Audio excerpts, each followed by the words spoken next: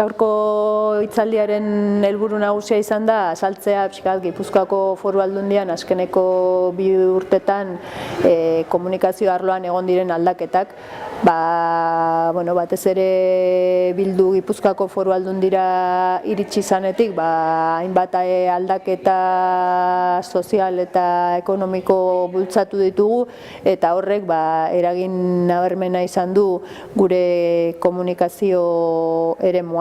Eta pixka bat saldu dut zein jarrera izan duten komunikabide nagusi gurekiko, ikuspegi kritiko horretatik pasatu direla errealitatea eskutatzera eta benetan Gipuzkoako Foru Aldundiak egiten duen lan hori izkutatu nahi izatera. Aldatu ditugun komunikazio irizpideen artean azpimarratuko nuke hizkuntzi irizpidearena. Guretzat Gipuzkoa herrialde euskalduna da, begibistakoa da hori, eta gainera guke hainbat lan egin ditugu bai soziolinguistika klusterrarekin eta beste hainbat erakundeekin, eta hor ikusi genuen derrigorrezkoa dela euskerak aurrera egin dezan lidergo eraldatzailea. Hau da, erreferentzia dien pertsona horiek euskeraz hitz egiten jartzea, eta errealitatea den jardun hori, alegia euskeraz jarduten dugu, nahi genuen horrek ere komunikazioan islada bat izatea.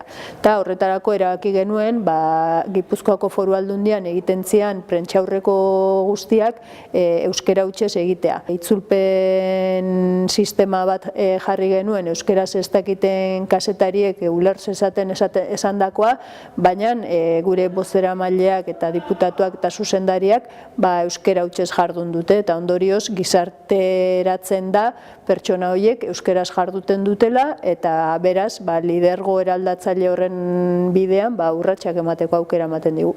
Guretzako oso funtsezkoa da molde berriak ekartzea komunikaziora, topatu dugun panorama guzti honetan uste dugu ezinbestekoa dela molde berriak bultzatzea, eta hizkuntz irizpidearena aipatu dugu, baina beste gauza askotan ere nabaritu izan dugu aldaketa hori, eta batez ere komunikazio bide zuzenak garatzea izan da gure erronka nagusia, eta horretan jarraitzeko asmoz gabiltza.